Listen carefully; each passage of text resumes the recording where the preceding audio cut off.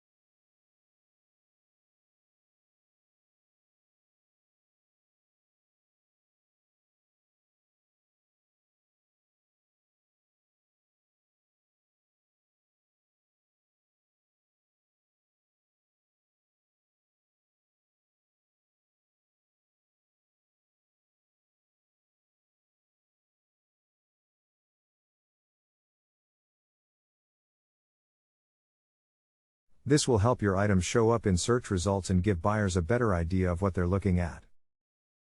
3. Use eBay's Promoted Listings feature to get your items in front of more buyers.